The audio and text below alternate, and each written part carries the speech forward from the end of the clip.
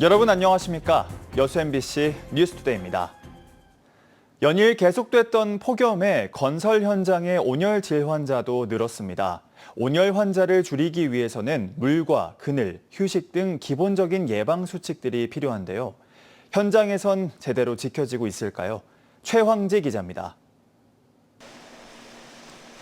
공장을 짓는 한 건설 현장에 형형색색 파라솔이 펼쳐집니다.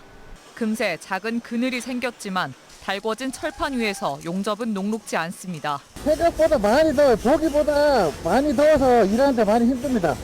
현장 곳곳에 배치된 식수대와 쉼터, 불볕 더위 속 작업자들의 안전을 위한 기본 조치입니다. 많이 덥다 보니까 평소에 컨디션이 안 나오고 많이 지치거든요. 그래서 이렇게 지금처럼 이렇게 쉬는 공간에 오셔가지고 물을 먹고 아이스크림 먹고 하면 좀 체온이 좀 떨어지는 것 같습니다. 하지만 복잡한 공사 현장엔 사각지대도 존재합니다. 지상에 있던 휴식 부스 옥상에는 없습니다. 노동자들은 그늘 한 점 없는 뙤약볕 밑에서 이렇게 작업하고 있습니다.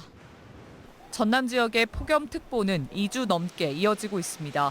최근 발생한 온열 질환자는 92명으로 실외 작업자가 32명으로 가장 많았습니다. 특히 고령이거나 고혈압, 당뇨가 있으면 취약 노동자로 관리가 더 필요합니다. 작업을 너무 열중하다 보니 본인의 건강 상태를 체크를 못 하시는 부분이 많아요. 헉헉거리거나 또는 이렇게 좀 주저앉아 계시는 부분이 많이 있어요. 그 부분을 많이 챙기고 있습니다.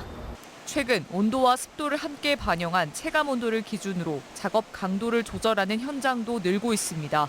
아직 지역에선 시행 전이지만 고용노동부는 최소한의 예방 조치가 현장에 전달될 수 있도록 점검을 강화하고 있습니다. 저희 지청에서는 6월 23일부터 9월 30일까지 폭염 특별대책반을 구성해서 모든 점검 감독을 나갈 때 폭염 예방 점검을 병행 점검으로 실시하고 있습니다. 역대급 더위가 이어지는 7월, 폭염을 피할 수 없는 5개 노동자들에겐 보다 철저한 대비가 필요합니다. 낮 시간, 나 홀로 작업은 피하고 2시간 이내 작업 뒤엔 20분 이상 충분히 휴식을 취해야 합니다. MBC 뉴스 최황지입니다. 여수 연등천 수생태의 건강성이 전남 지역 하구 가운데 가장 나쁜 것으로 조사됐습니다. 국립환경과학원이 지난 2021년부터 3년 동안 강과 바다가 만나는 전국 하구의 수생태계 건강성 평가를 실시한 결과 전남 지역 내 76곳의 하구 가운데 한평 북성천과 함께 여수 연등천이 최하 등급인 2로 가장 나쁜 수생태 건강성을 보인 것으로 나타났습니다. 특히 연등천은 하구의 제방에 인위적인 석축 등이 설치되면서 바닷물의 유입이 차단되고 상류의 오염원이 축적되는 구조인 것으로 분석됐습니다. 광양 백운산 4대 계곡 일원이 피서객들이 무분별하게 버린 쓰레기로 몸살을 앓고 있습니다. 광양시는 본격적인 휴가철을 맞아 백운산 4대 계곡을 찾는 피서객들이 생활 쓰레기를 무단으로 투기하거나 일반 비닐봉투에 담아 방치하는 등 쓰레기 불법 투기 행위가 지속적으로 발생하고 있다고 밝혔습니다. 시는 일반 비닐봉투에 쓰레기를 담아 투기하는 행위의 경우 무단 투기로 간주된다며 반드시 종량제 봉투를 사용해 쓰레기를 지정된 장소에 버려줄 것을 당부하며 현장 중심의 계도와 단속을 병행할 방침입니다. 순천시가 오는 10월부터 75세 이상 지역 어르신들을 대상으로 시내버스 무료 이용 사업을 시행합니다. 순천시는 교통약자인 75세 이상 지역 어르신들의 이동권 보장과 복지 증진을 위해 오는 10월부터 시내버스 무료 이용 사업을 시행하기로 하고 최근 보건복지부 협의와 시스템 구축 등을 위한 절차까지 모두 마쳤습니다. 시는 이와 함께 어르신 무료 교통카드 발급을 위해 오늘부터 본격 신청 접수에 들어갈 계획이며 새롭게 혜택을 받게 될 75세 이상 어르신들은 2만 3천여 명에 이를 것으로 전망되고 있습니다. 고흥군이 다음 달부터 드론 배송 서비스의 운영에 들어갑니다. 고흥군은 드론 실증도시 구축 사업의 일환으로 다음 달 초부터 도양읍 등량도, 상하와도 등 섬 지역과 거금 해양낚시공원, 고흥만 수변노을공원 등 주요 관광지를 중심으로 드론 배송 서비스를 운영한다고 밝혔습니다. 군은 드론 배송에 대한 지역 이해도를 높이기 위해 최근 등량도와 상하와도에서 주민설명회를 개최했고 이달 말쯤 실제 시연도 선보일 계획입니다. 고흥군은 드론 특화단지 조성과 함께 드론센터, 상업화 실증센터, 드론 체험장 등 관련 인프라를 꾸준히 확충하며 드론 중심 도시로서의 위상을 강화하고 있습니다.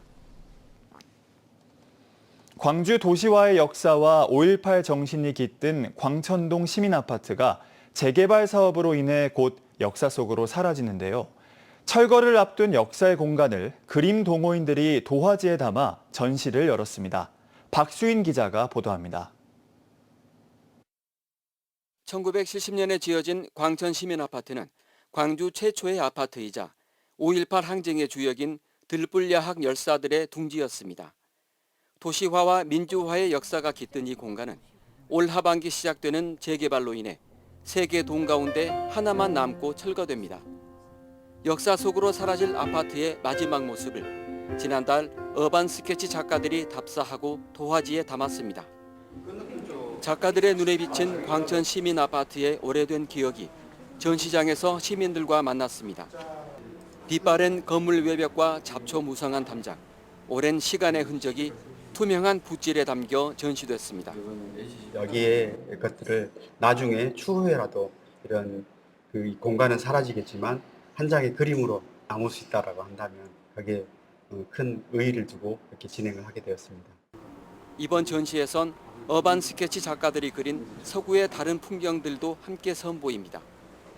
천원 한 장으로 공허함을 채워주는 국수집과 달동네 골목길, 아는 사람만 아껴두고 찾는다는 조용한 사적지, 작가들이 발품으로 그린 서구 이곳저곳의 풍경과 그 안에 담긴 다양한 이야기들이 전시장 안에 펼쳐졌습니다. 우리 동네에 골목골목 다닌다는 느낌, 마실 다닌다는 느낌, 그런 느낌. 평소에 갖지 못했던 부분을 직접 그리다 보니까 어떤 나름대로 소확행이라 해야 될까? 뭐 그런 느낌을 가지면서 삶의 의미도 더 깊고 재밌어지고 하루하루가 즐겁죠. 이번 전시는 오는 29일까지 김대중 컨벤션 센터 2층 갤러리에서 무료로 관람할 수 있습니다. MBC 뉴스 박수인입니다. 지역 중학생들이 산림항공관리소와 방송국 등을 찾아 산불 진화 대원부터 앵커까지 다양한 직업을 체험하고 있습니다. 지역 정착에 대한 관심을 높여 청년 인재 유출을 막기 위한 교육당국의 새로운 시도인데요. 학생들의 체험을 안준호 기자가 함께했습니다. 빨간색 방염복을 입은 학생들이 산불 진화용 등진 펌프를 맸습니다. 공공기관 직업체험에 참여한 목포 지역 중학생 30여 명입니다. 임무 시간은 2시간 30분 정도 되는데 서울, 대전을 왕복할 수 있는 시간이 되겠습니다. 국토의 64%를 차지하는 산림의 중요성과 산불로부터 이를 보호하는 산림청의 역할을 배운 학생들. 일단 공기 정화해주는 게 너무 좋은 것 같고 일단은 숲이 저희한테 이렇게 많은 걸 준다는 게 정말 신기했어요. 심폐소생술 훈련을 받고 직접 산불 진화 헬기에 올라타보며 산불을 막는 최전선에서 활약하는 진화대원이 되어봅니다. 학생들은 산림항공본부 기장의 설명을 들으며 산림청 헬기의 구조와 역할을 이해했습니다. 산불로 3초 만에 산림을 잃을 수 있기 때문에 산불을 예방하는 게 산림을 보호하는 최우선의 가치라고 생각하고 지역 인재 유출이라는 위기 속 고심하고 있는 전남의 교육 현장. 공공기관 직업 체험을 통해 지역 정주 여건에 대한 학생 관심도를 높이는 방향을 돌파구로 삼았습니다. 정주 환경이 강화되는 시점에서 지역에 있는 우수 공공기관들을 학생들이 직접 체험해 봄으로써 학생들이 자기 자신의 진로에 대해서 한번 고민하고 특히 언론계 진로를 희망하는 학생들에게 공영방송국 방문은 호응이 높았습니다. 직접 라디오 생방송에 참여하고 뉴스룸에 들어가 앵커의 역할을 체험해 보기도 한 학생들. 지역사회 주요 공공기관들을 돌며 자신의 진로도 다잡아 봅니다. 저도 나중에 한번 TV에 나와보고 싶다는 생각이 들었습니다. 진로 선택이 어려웠는데 이번 경험으로 조금 더 진로 선택에 나아갈 수 있었던 것 같아서 좋았습니다. 관내 450여 명의 중학생들을 대상으로 세관과 기상대 등 10곳의 공공기관 직업체험을 이어가고 있는 목포교육지원청. 학생들의 공공기관 직업체험은 오는 14일 해양환경공단을 끝으로 마무리됩니다. MBC 뉴스 안준호입니다. 오는 9월 개통 예정인 목포에서 보성 구간 남해안 철도 운행을 앞두고 졸속 개통이라는 우려가 제기되고 있습니다. 전남도의회 박형대 의원은 성명서를 통해 이 구간에는 무궁화호를 주로 배차하고 운행 횟수도 하루 편도 기준 4차례, 보성에서 순천 구간은 디젤 열차가 운행하는 데다 5개 역은 무인역으로 운영된다고 지적했습니다. 도지사와 의회 의장은 이 같은 문제에 대해 점검하고 정부와 협의를 통해 해법을 찾아야 하지만 지난 11일 운행하지도 않을 신형 준고속열차를 타고 시승 유람을 했다며 질타했습니다. 감척 예산 부족으로 감척 수요를 감당하지 못하는 것으로 나타났습니다.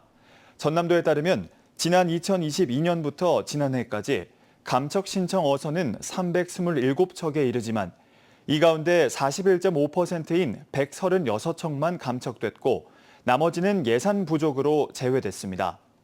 전남도의회 송형곤 의원은 어족자원 부호와 고령어업인 대책으로 감척이 필요하지만 예산과 제도의 한계로 정책이 제 기능을 하지 못하고 있다며 대책 마련을 요구하고 있습니다. 전남 드래곤즈가 홈에서 다시 한번 값진 승리를 거두면서 홈 2연승 상승세를 이어가고 있습니다. 전남 드래곤즈는 지난 12일 광양축구 전용구장에서 열린 하나은행 K리그2 2025 20라운드 경남FC와의 경기에서 전반 13분 임찬울의 슈팅이 경남의 박재환을 맞고 골로 이어지며 선취점을 얻어 1대0 값진 승리를 거뒀습니다. 전남은 지난 5일 인천전에서의 승리에 이어 홈 2연승에 성공했고 10승 7무 3패로 팀 종합순위 3위를 기록하고 있습니다. 전남 드래곤즈는 오는 19일 오후 7시 광양축구전용구장에서 수원 삼성 블루윙즈를 상대로 홈 3연전 전승에 도전합니다.